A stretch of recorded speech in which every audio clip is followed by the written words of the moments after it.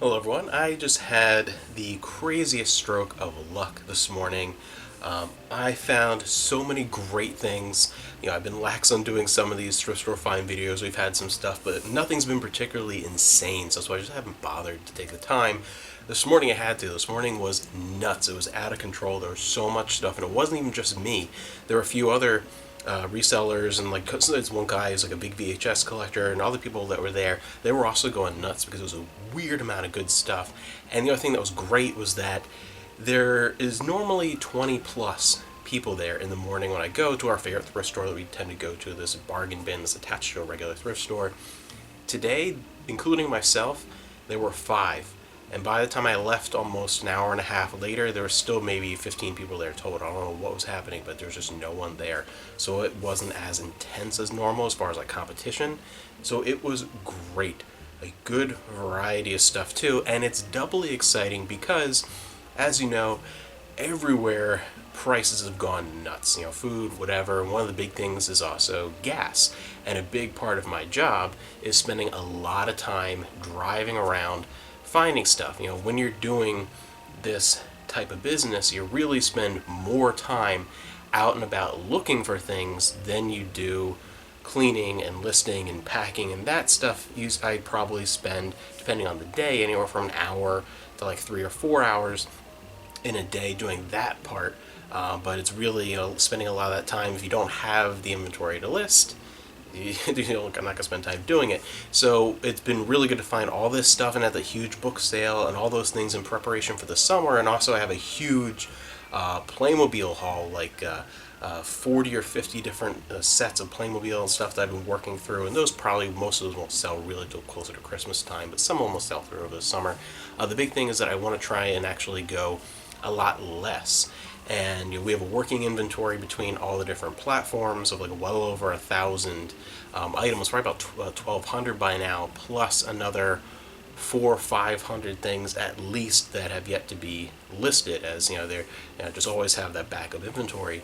So my big plan through the summer months, at least till getting towards closer to fourth quarter, is to really just focus on what we have, go out less, and spend less time out there, and also reorganizing, relisting, and moving around things that we already have. When you have well over 1,000 things in your inventory, a lot of those, some things have been sitting there for a long time. Sometimes you picked up something that might pair well with it and might sell better as a lot over time, and just focusing on a lot of reworking and relisting that stuff. So today is awesome because I really needed a huge amount of unlisted, just like sitting there, backlogged inventory to make that process last a long time, as I don't go quite as often throughout the summer. And this today is perfect. Starting off with a lot of the movie, TV type stuff.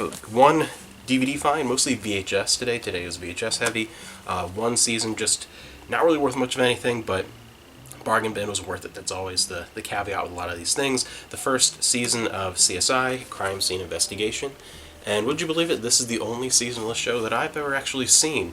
It's not really a big type of show that I would be into, not really my thing, but I watched at least that first season sitting with my mom. She's really into a lot of those shows, Criminal Minds and whatever, all those kind of things. So I watched the first season with her.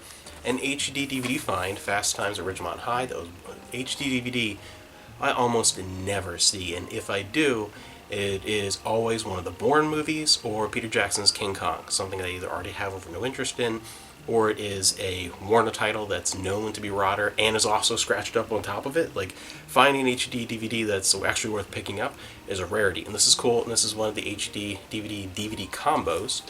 So because it's, unlike, Blu-ray, we have to have two discs. I have a couple like this. It's a double-sided disc because it's closer in the manufacturing process to a regular DVD. One side is an HD DVD, the other side is a regular DVD. I have a few that are like that, and that's really cool to find a fun 80s movie, so that'll I'll hang on to. And then some VHS, a good collection of VHS for the store. The Star Wars widescreen collection, I think is 99, I forgot what the date is for this release. It's not one of the more sought after ones for myself, but this has the slipcover and everything, and it's in like pristine condition. So that was worth picking up. And Ninja Turtles, this is the one, there's been a couple of different releases of the first movie, the classic movie, as much as I like, The Secret of the Ooze, and even the third one's still fun. this is the one.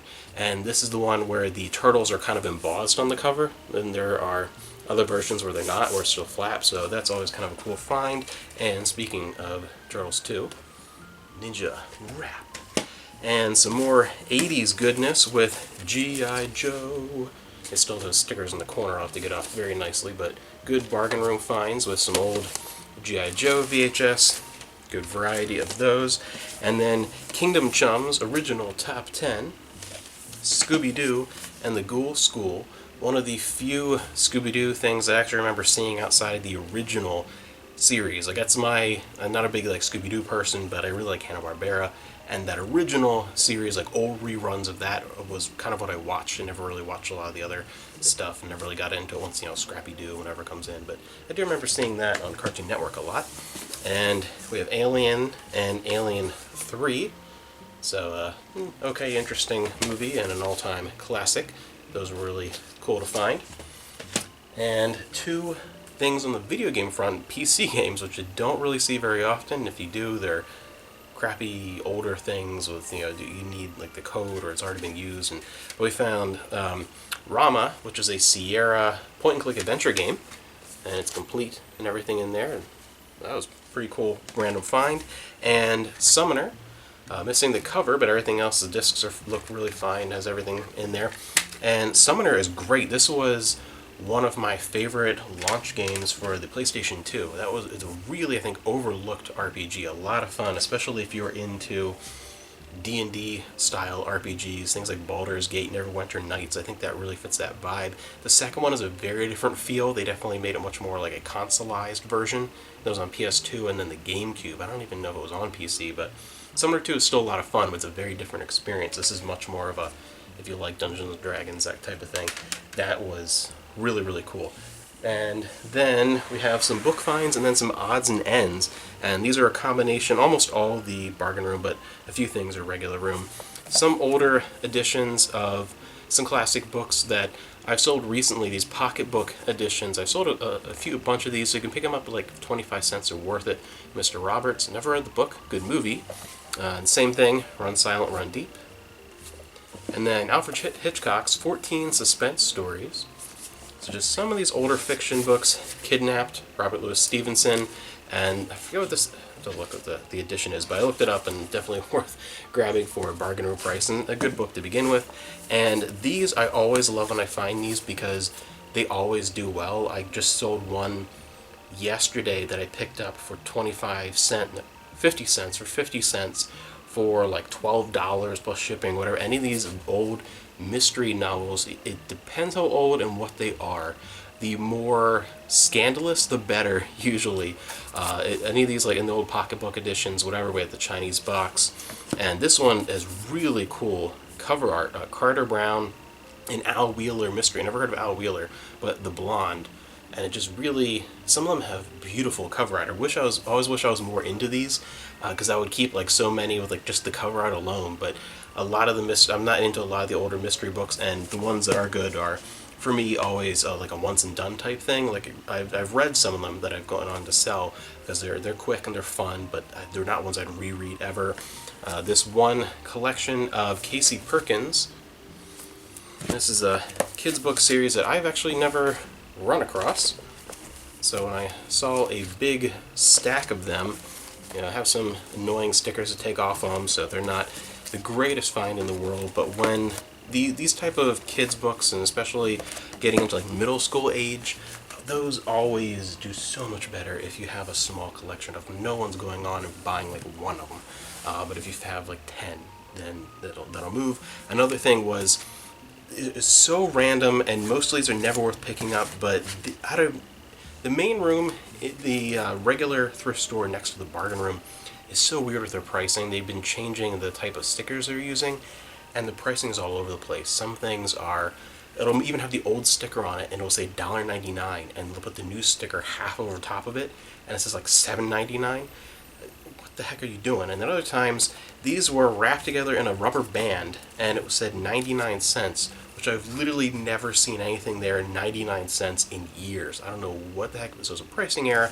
It's like, okay, for $1. It is a stack of, it's older romance novels, and 99% of those, like any of like Harlequin romance, unless it's something like so specific that I would have to look up to even have a clue, they're just not worth your time. But there are some things. This is a Candlelight Ecstasy Romance and a little collection of these for $1. That was worth grabbing. I've sold 2 big lots of Alora's Cave. Those I sold for like almost 15 times what I paid for them. So there are some romance things that are worth grabbing. These are not going to be a big high dollar thing, but for $1, definitely worth grabbing. And this really cool hardcover edition of Stephen Jay Gould, The Structure of Evolutionary Theory. Some really good nonfiction educational stuff is worth grabbing, especially this was a bargain room. So that was, didn't only have to pay a small amount. Now I have some odds and ends stuff I have to grab. From the late 70s, this Fisher Price movie viewer. This is pretty cool. I remember, I've never owned one of these before, but I remember seeing it, and I couldn't find any in the slot here you can see on the side. The cartridges that you put in, little bits of film inside a cartridge, and you slide it in there, turn it on. There's basically a light bulb and mirror system, and you turn this, and it's a little movie viewer and has little bits of cartoons and things like that for kids. And it's a cool Fisher Price thing.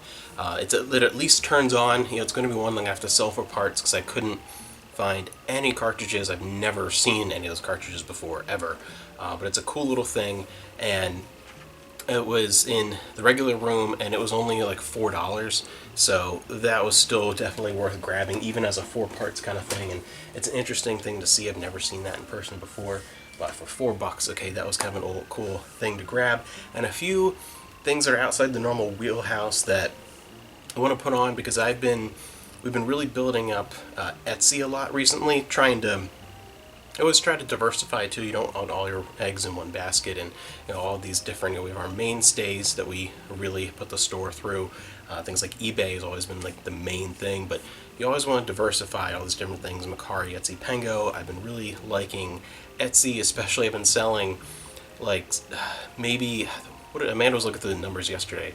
Maybe like 6 or 7 VHS a month at least, just through Etsy, not including other things. So Etsy's doing well, that kind of stuff. So I've been looking to find a few more things for that vibe, a few artsy things. I've sold collections of just old photographs and stuff people are using for crafts, and this stuff is always a little more outside my wheelhouse and not necessarily something to sell a lot of, so we don't want a lot of it, but having a little bit up there for a little bit of diversification of what we have out there is always good, especially when you have the summer slowdown coming. So a few older Campbell's Soup, this one, so at least 90s and back.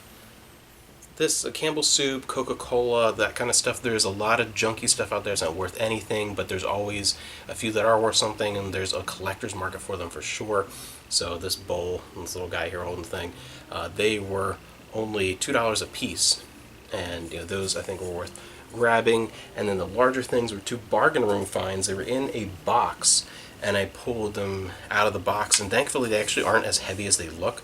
They're a little bit lighter. They're hollow on the inside, a little more on the fragile side, but nowhere near as fragile as some of the porcelain stuff we sold before. So these will be good for artsy things for Etsy. These 2 African statues.